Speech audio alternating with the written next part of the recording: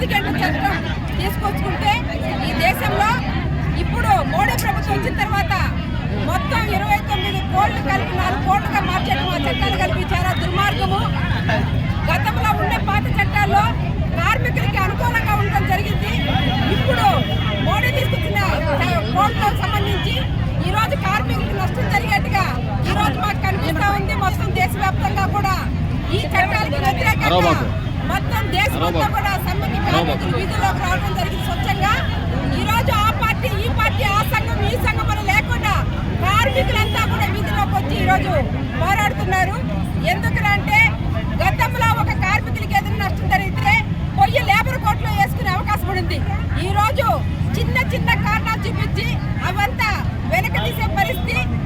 సమాన పనికి సమాన వేతనం ఇవ్వాలని చెప్పేసి ఒక పక్క పోరాటం చేస్తుంటే ఆ విషయం పక్కన పెట్టేసి ఇప్పుడు మోడీ గారు మాట్లాడుతున్నారు, చాలా జీతాలు ఎక్కువ ఇచ్చేస్తున్నాము, కార్మికులంతా సుఖపడిపోతున్నారు, అవంతా కూడా ఈ రోజు తగ్గించాలి, మేము నిర్ణయించిన వేతనమే మొత్తం సమానంగా ఉంటుందని చెప్పేసి ఈ రోజు మాట్లాడుతున్నారు. రాత్రుల్లో అంత ముందుకి మహిళల్ని పనిచేసే పరిస్థితి లేదు ఎక్కడ ఏ ఉద్యోగంలో కూడా. ఈ పొద్దు రాత్రిలో కూడా మహిళలు వీధుల్లోకి వచ్చి పనిచేయాలని చెప్పేసి ఈ చట్టంలో మనకి కనిపిస్తా ఉంది. ఇదే కాకుండా మనం కానీ చూస్తామంటే ఆ రోజు ఒక సంఘం పెట్టుకోవాలంటే ఒక చట్టం ఉండేది. ఈ పొద్దు ఆ సంఘాలంతా నీర్చి కట్టేదానికి ఎక్కడ కూడా కార్మికులు బయటకు వచ్చేదానికి లేకుండా ఈ రోజు ఈ చట్టం తీసుకొచ్చి పెట్టారు. ఈ చట్టానికి వ్యతిరేకంగా చట్టబద్ధంగా ఉన్నారు కానీ కోర్టుగా మార్చేసి ఈ రోజు మొత్తం కూడా మనం కానీ చూసామంటే కార్మికులకు నష్టపరిచే ఈ రోజు ప్రభుత్వం ఉంది. దానికి వ్యతిరేకంగా ఈ పొద్దు దేశవ్యాప్తంగా చేసే సమయం భాగంగా ఈ రోజు నాయుడుపేటలో కూడా ఈ సమ్మె చేస్తున్నాం. సరే, ఈరోజు కేంద్ర ప్రభుత్వం నరేంద్ర మోడీ గారు ఏదో వరాలు ఇచ్చేస్తున్నాము కార్మికులకి, వాళ్ళకి ఇంకా కష్టాలు ఉండవు నష్టాలు ఉండవు అనే విధంగా చెప్పుకొస్తున్నారు. ఏదో దాంట్లో గొప్పగా గిగ్గు వర్కర్లు అంట, గిగ్గు వర్కర్ల మీద ప్రేమ కలిగింది మాకు, గిగ్గు వర్కర్లకి 1 సంవత్సరానికి గ్రాడ్యుయేటీ కల్పిస్తామని చెప్తున్నారు. అసలు పాపం ఉన్న ఉద్యోగాలు ఊడిపోతాయి వాళ్ళకి. ఈరోజు 1 సంవత్సరం గిగ్గు వర్కర్ ద్వారా పని చేయించుకునే యాజమాని ఎవరూ లేరు. ఈ సంవత్సరానికి గ్రాడ్యుయేటీ ఇస్తామనేటప్పటికీ 3 నెలలు పని చేయించుకొని అయ్యా మాకు బలేదు ఇంకొకరిని పెట్టుకునే విధానాలు తీసుకొని వస్తారు యాజమాన్యం. అటువంటి చట్టాలు అవసరమని మేము అడుగుతున్నాం. స్కీమ్ వర్కర్లు, అంగన్వాడీ, మధ్యాహ్న భోజనం, ఆశా వర్కర్లు ఎన్నో సంవత్సరాల నుంచి పనిచేస్తున్నారు, వాళ్ళకి గ్రాడ్యుయేటీ లేదు. అంటే ఈ మోడీ గారికి తెలియదా?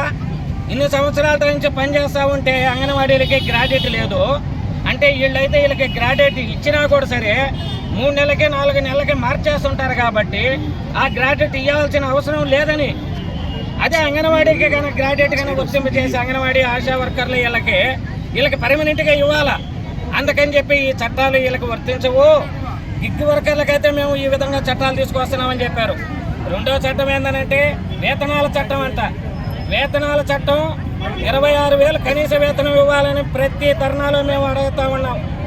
సుప్రీంకోర్టు కూడా చెప్పింది ఇప్పటి వరకు 26,000 కనీస వేతనం ఇవ్వలేదు. ఈరోజు మోడీ గారు ఏం చెప్తున్నారంటే వాళ్ళకి అనుకున్న వేతనం వస్తుందంటే ఎంత తెలియదు. ఇప్పుడు వాళ్ళు కేంద్ర ప్రభుత్వం కనీస వేతనం నిర్ణయం ప్రకారం 7,500 అంట. అంటే అంగన్వాడీకి 10,000 ఇస్తుంటే అది తగ్గించేస్తారా? ఇప్పుడు మున్సిపల్ వర్కర్లకి 20,000 ఇస్తుంటే అది కూడా తగ్గించేస్తారా? ఈ విధానాలు సరికాదని చెప్పి మేము అడుగుతున్నాం. కనీస వేతనం అంటే పక్కాగా 26,000 అమలు చేస్తామని చెప్పి కేంద్ర ప్రభుత్వం ఇప్పటికి చెప్పలేదు. ఏమీ చెప్పకుండా వరాలు ఇస్తున్నాము కార్మికులకి అనడం సబాబు కాదని చెప్తున్నాం. మున్సిపల్ వర్కర్లు ఎన్నో సంవత్సరాల నుంచి మురికిలో పనిచేస్తున్నారు. కరోనా టైంలో అయితే వాళ్ళు కాళ్ళు కడిగి నెత్తిన చల్లుకోవాలని చెప్పిన మోడీ ఈరోజు మున్సిపల్ వర్కర్లని ఇప్పటికి పట్టించుకోవడం లేదు. వాళ్ళు ఏ విధంగా ఉన్నారో తెలియదు. ఒక్కొక్క మున్సిపాలిటీలో 100 మంది పని చేయాల్సి ఉంటే 80 మందితో చేపిస్తున్నారు.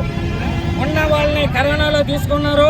200 మంది కరోనాలో కావాలని చెప్పి తీసుకున్నారు. ఈరోజు అందరినీ ఇళ్ళగా పంపించేశారు. పాపం వాళ్ళకి ఇళ్ళగా పంపించేటప్పుడు వాళ్ళకి గ్రాడ్యుయేట్ ఏ ప్రభుత్వం తరఫున 1 రూపాయి కూడా ఇవ్వలేదు. వీళ్ళకి దయా దాక్షిణాలు ఉండవా ఈ ప్రభుత్వాలకి? అందులో ఈ కూటమి ప్రభుత్వం వచ్చినప్పటి నుంచి ఘోరాతఘోరంగా ఉందని చెప్పి కూడా మేము తెలియజేస్తూ ఈ అవకాశం ఇచ్చిన కార్మికులకి ధన్యవాదాలు తెలియజేసుకుంటున్నాను. మేము చాలా సమస్యలను ఎదుర్కొంటున్నాము. ఏఎన్ఎంస్ నుంచి కానీ డాక్టర్ గారి నుంచి కానీ ఇక్కడ MLHP నుంచి కానీ మాకు సమస్యలు అయితే చాలా ఉన్నాయి. మేము చేసే పనులు కాకుండా వాళ్ళ వర్క్ మా చేత చేపిస్తూ టీం వర్క్ వెళ్ళాలనేసి, ఖచ్చితంగా టీం వర్క్ చేయాలనేసి మమ్మల్ని ప్రెజర్ పెడుతున్నారు. NCDC వర్కులు కానీ ANM యాప్లో ఉండే వర్క్స్ అన్ని మా చేతే చేపిస్తున్నారు. మాకు ఇవి లేవు, మాకు ఈ విధంగా జీవోలు వచ్చాయంటే కూడా ఒప్పుకోవడం లేదు. ఇంకా సచివాలయం బేస్ ఉన్న వర్కులు కూడా మా చేతే చేయించాలని చెప్పేసి, వాళ్ళకే ఇవ్వండి అని చెప్పేసి మమ్మల్ని ప్రెజర్ చేస్తున్నారు. అదేవిధంగా మాకు కనీస వేతనం సమాన వేతనం 24/7 మేము వర్క్ చేస్తూనే ఉండాలి. మాకంటూ లీవ్ లేదు. ఆదివారం కూడా డెలివరీ కేసు వస్తే ఆదివారం కూడా కాల్పుకి వెళ్ళిపోవాలి. మేము మాకు ఇచ్చే 10,000 7,200 ఒకసారి వేస్తారు, 2,800 ఒకసారి వేస్తారు. కరెక్ట్గా వేసేది కూడా లేదు. 1వ తేదీ శాలరీ అంటే 1వ తేదీ లేదు. 7,200 రాష్ట్ర గవర్నమెంట్ వేస్తా ఉంది, కేంద్ర ప్రభుత్వం వచ్చి 2,800 వేస్తా ఉంది. అది కూడా ఈ 1వ తేదీ కొంత, 11వ తేదీ పైన కొంత. అది మాకు ఛార్జీలకి సరిపోతా ఉంది. ఇది మేము అడిగితే మీరు మానేసుకోండి, కొత్త వాళ్ళు ఎవరైనా ఎంపిక అవుతారంటే 75 రూపాయలతో చేరిన ఆశా వర్కరు ఈరోజు 10,000 వచ్చి కడిగి పక్క అమ్మాయిని చేర్చుకుంటారంటే అది ఎంతవరకు కరెక్ట్? అది మేము ప్రశ్నించకూడదు. ప్రశ్నిస్తే మీరు వద్దు, మీరు ఆశా వర్కర్లుగా చేయబాకనని మాకు ఏ ప్రాజెక్టు కళావతిని మాట్లాడుతున్నాను. మాకు గ్రాడ్యుయేట్ అమలు చేయాలని అడుగుతున్నాము. మా కోరికలన్నీ నెరవేర్చాలని ఈ ప్రభుత్వాన్ని మేము విన్నపించుకుంటున్నాము సార్. ఈ యాప్లతో, ఈ EKCYలతో మాకు హార్ట్ అటాక్లో, మాకు అనారోగ్యానికి గురవుతున్నాం సార్. మా ప్రాజెక్టులో, నాడిపాడ ప్రాజెక్టులో 3 చనిపోయారు. మమ్మల్ని గమనించి మా పనితీరును బట్టి మాకు జీతాలు పెంచి ఆ యాప్లను రద్దు చేయమని ప్రభుత్వాన్ని కోరుకుంటున్నాం సార్. మా విన్నపాలన్నీ మన్నించి మాకు మంచి సహాయం చేస్తారని ప్రభుత్వాన్ని కోరుకుంటున్నాం సార్. మధ్యాహ్న భోజన పథకాన్ని ప్రైవేట్ సంస్థలకు అప్పగించే ప్రయత్నం చేస్తుంది. ఒక్కొక్క మండలాన్ని విభజించి ప్రైవేట్ సంస్థకు ఇవ్వాలని ముట్టడి చేస్తుంది. కానీ ఎన్ని అధికారుల దగ్గరికి వెళ్ళినా లేబర్ కోడ్ చట్టాల ప్రకారము ఈ విధంగా రాజకీయ నాయకుల దగ్గరికి వెళ్ళమని ఒత్తిళ్లు చేస్తున్నారు. మేము స్కూళ్ళల్లో భోజనాలు వండి పెట్టామా, రాజకీయాల చుట్టూ అధికారుల చుట్టూ తిరిగామా, ఏదైనా సరే మధ్యాహ్న భోజనం పథకాన్ని ఆ రోజు బతుకు మహిళలని చెప్పి మహిళలకు అప్పచెప్పారు. ఈరోజు 8 సంవత్సరాలు ఎటు చాకరీ చేపించి CITతో పోరాడి 1,000 రూపాయల వేతనం, తర్వాత 3,000 రూపాయల వేతనం తెచ్చుకున్న తర్వాత ఈరోజు మీరు కొనసాగించేదానికి లేదు, ప్రైవేట్ సంస్థలకు అప్పగిస్తున్నారు అని చెప్పానని అధికారులు చెప్పడం చాలా దారుణము.